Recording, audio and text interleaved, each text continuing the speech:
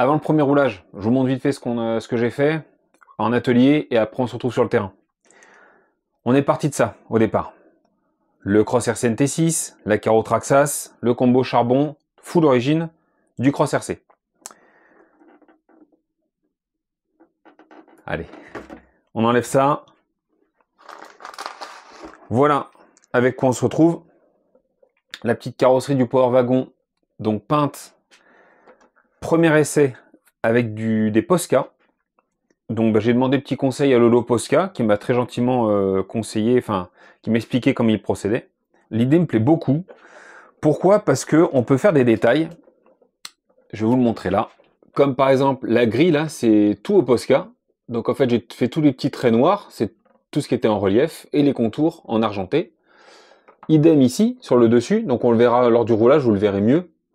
Et puis j'ai fait les petits points également ici, argentés, les contours de vitre en noir.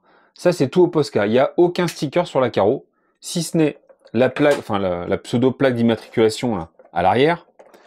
Et puis le sticker de devant ici, les phares et le petit là. Sinon tout le reste c'est du Posca. Les dessins sont pas nickel, vous voyez, ça fait pas super propre. Il y a des différences de teinte. Mais honnêtement, pour une carreau à 12 € AliExpress, moi je suis content. C'est pas exactement le rendu que je souhaitais, j'avais mis un autre vert, sauf que quand tu peins par-dessus avec une autre bombe, bah, un mélange se fait, même si ça a le temps de sécher, il y a eu un petit mélange qui s'est fait, et ça a un petit peu changé de couleur. Il va falloir que je peaufine le truc, c'est un premier essai, c'est un premier jet, franchement je suis plutôt content du truc.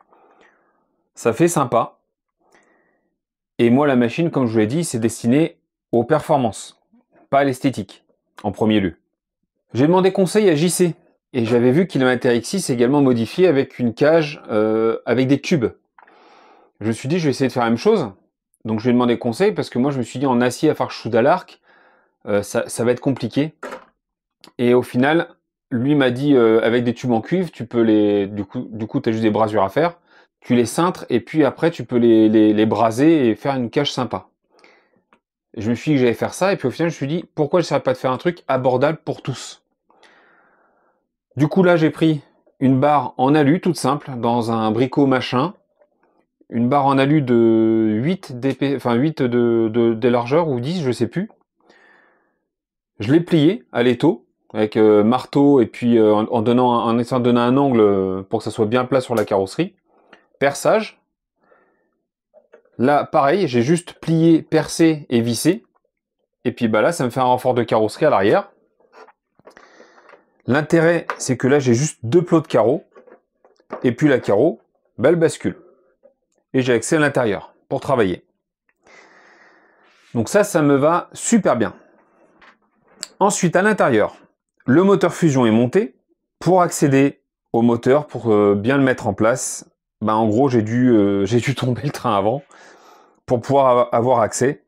C'est pas ce qu'il y a de plus simple, mais ça se fait, il faut prendre son temps. J'ai laissé le pignon d'origine, je suis en 1800 kV, j'ai laissé le 1800 kV. Le seul inconvénient que j'ai là, c'est pour placer la lipo, parce qu'évidemment, j'aimerais que ça soit le plus en avant possible pour le poids, et puis également sous la carrosserie pour l'esthétique. J'ai pas envie de me retrouver avec une lipo en plein milieu du châssis à l'arrière. Donc là, pour l'instant, c'est juste un petit riselant qui me retient la lipo sur le dessus ici. Ça gêne pas. J'ai essayé de mettre en place un bac lipo sur la longueur, ça ne passe pas. J'aurais pu le mettre à l'arrière, ça ne passe pas non plus, ça touche les carreaux. Du coup, pour l'instant, je suis en recherche. Mais là, il est prêt à rouler. On va se retrouver sur le terrain. Juste avant, j'ai reçu ça. Ça, c'est des kits cantilever. Je vous l'avais dit, le premier test, on se le fait avec les pneus, dans la foulée. Donc les kits cantilever, c'est quoi? Le cantilever, en gros, c'est avec ça. L'amortisseur va être fixé là, et directement au châssis. Donc à l'horizontale. Cette pièce-là, avec une petite biellette, va être fixée ici, et va venir jusque au train. Du coup, c'est cette pièce-là qui va tourner, donc ça va faire comme ça. Ça va faire ça.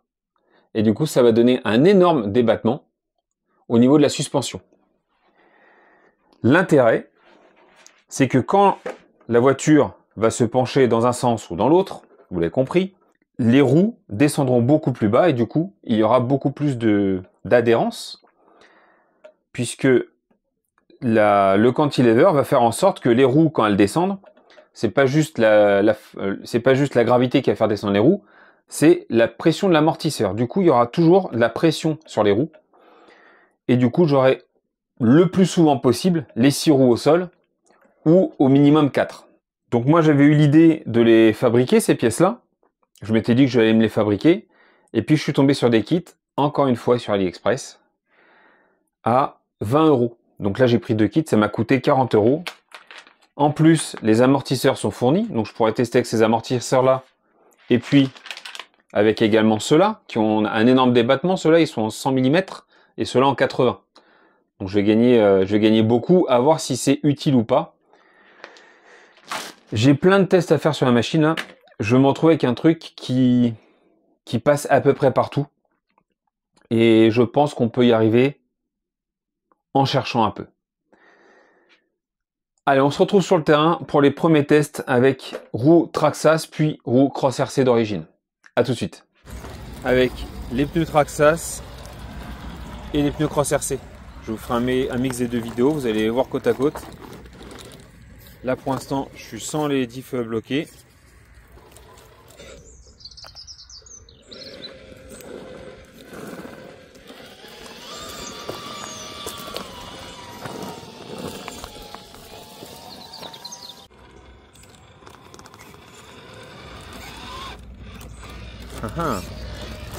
Première difficulté là déjà.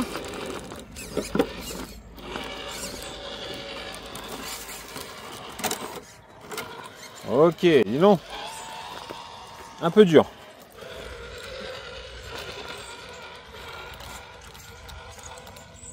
Là ça va plutôt bien, il n'y a pas de problème.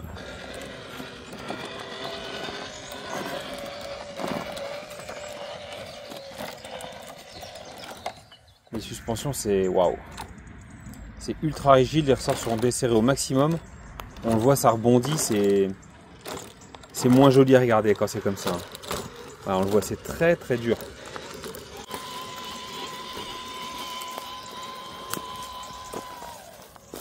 Allez, on va s'aligner avec la pente. C'est la première fois que j'ai une machine avec des roues Traxxas en crawler. Et là, on l'a vu, hein, même avec le Cross RC, etc. J'avais eu même avec le FMS, j'avais un peu de mal là. Là, ça passe vraiment tout seul. C'est joli, mais ouais, il y a un petit truc au niveau des amortos. Il va falloir bosser dessus là. D'origine, c'est pas dingue. C'est pas dingue. Le TRX6 là-dessus est mieux d'origine, je trouve.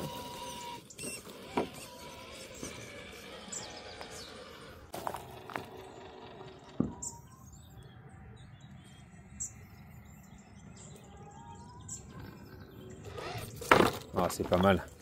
La souplesse du fusion, c'est quand même très sympa à voir. Il manquerait un petit éclairage dessus là. Je sais pas ce que vous en pensez, mais un petit éclairage serait bienvenu, je trouve. Là, on a tendance en général à béner les voitures. Parce que lui, oui, avec le poids à l'arrière, ça aide. Ouais. Avec le poids des 2 essieux. On tente de monter là un petit peu. Ça passe bien.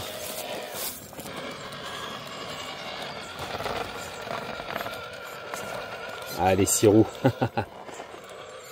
C'est les phases et difficultés que tu as avec les 4.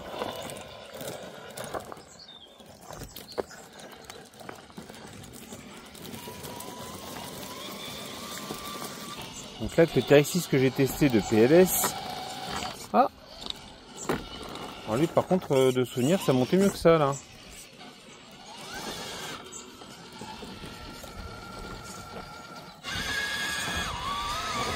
Voilà, il y a du mal, hein. Bon. C'est un échec. Un échec pour les roues Traxxas. Donc là, par contre, ouais, ça glisse, hein, ça glisse, ça glisse, ça glisse. Ok. En tout cas, sur cette machine, c'est pas parce que les roues Traxxas sont moins bien sur cette machine qu'elles le seront sur une autre. Ça dépend des réglages également qu'il y a sur la machine, du poids qu'il y a dessus, enfin tout ça, ça rentre en compte. Et ça se trouve en faisant les modifs sur les amortisseurs, bah il se peut que les roues Traxxas soient meilleures. Ça sera intéressant de le voir. Alors.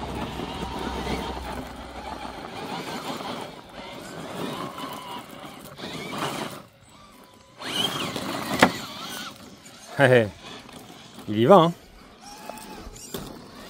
Là par exemple c'est un obstacle que j'ai pas réussi à monter avec d'autres rollers, hein. Mais bah, le 6.6 forcément il y a plus de longueur, donc plus de surface en contact. Ça permet de faire des choses qu'on peut pas faire avec d'autres, hein. Donc là il y a du dévers ici. On va le mettre volontairement dans la pente. Ah oui, si, ça baigne quand même. Ouais. Alors on va le remettre comme ça. Donc ça manque de poids en bas, vu que ça renverse. Ou il est trop haut. Donc je pense qu'on va plutôt rajouter du poids pour pas diminuer trop la garde au sol.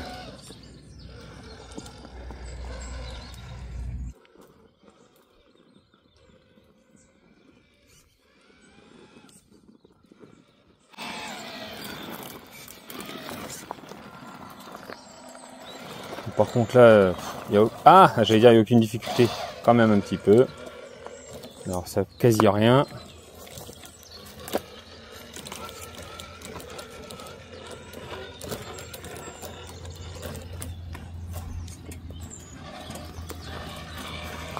J'ai baptisé la carreau, c'est fait.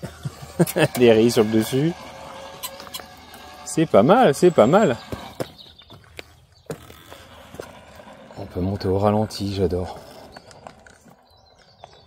Ah, ça passe bien quand même, hein. Ça passe quand même pas trop mal.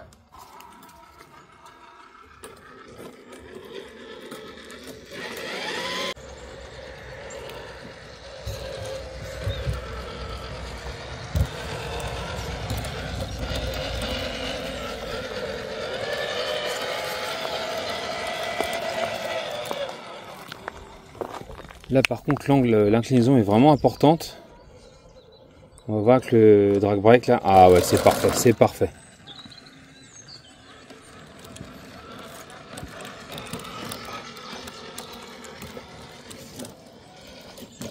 Voilà, le fait qu'il n'y ait aucun pare-choc, qu'il n'y ait pas de garde-boue, etc. sur le côté d'une carrosserie d'un Tarex 6 ou même d'autres, ça laisse vraiment apparaître le châssis et du coup ça aide vraiment à franchir, t'as pas peur de l'abîmer, enfin voilà, je trouve ça vraiment beaucoup mieux quand même pour ce que moi je vais en faire en tout cas.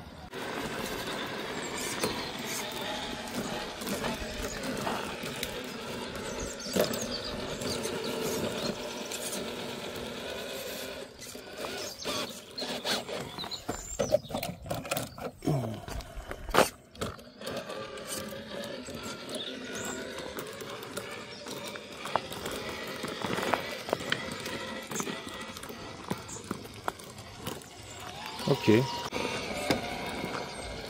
Allez, pour un premier essai, c'est pas trop mal, franchement. Je sais pas trop à quoi m'attendre avec la machine là. J'espérais plus, honnêtement, j'espérais plus. Mais c'est prometteur, on va dire. En travaillant sur les amortisseurs là, un peu de lest en bas, je pense qu'on peut avoir un truc plutôt très sympathique. Pour aller un peu jouer dans les milieux naturels, style Mourez, tous les lieux où je suis allé avec le Vanquish Stance, et où je me suis vraiment éclaté, je lui ai fait passer des lignes quand même assez compliquées. Par contre celle-là vous le voyez, voilà, il faut apporter des améliorations. C'est pas la même destination au départ, la même utilisation. Ça braque pas assez, en plus il est très long, donc forcément il faut un train avant très directif.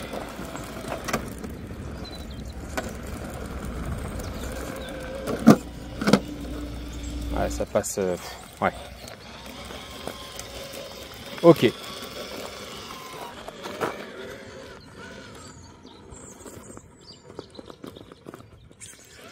Là, j'étais pas monté avec le Vanquish, hein.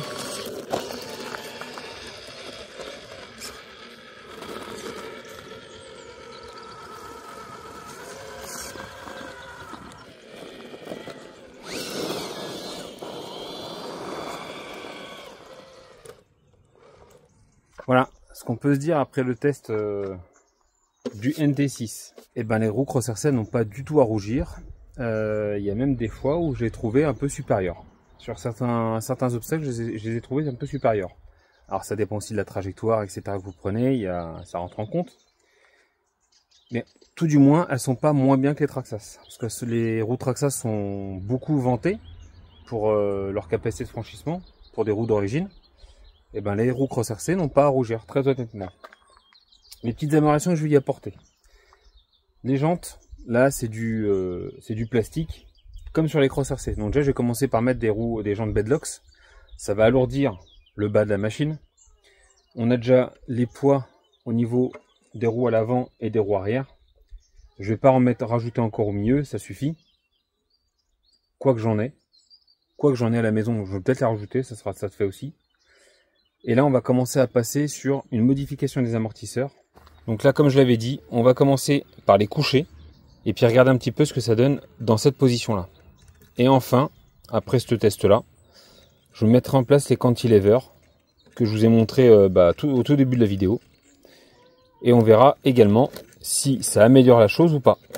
Sur ce, je vous souhaite à tous et toutes une bonne journée et comme d'habitude, bisous caresses, salut!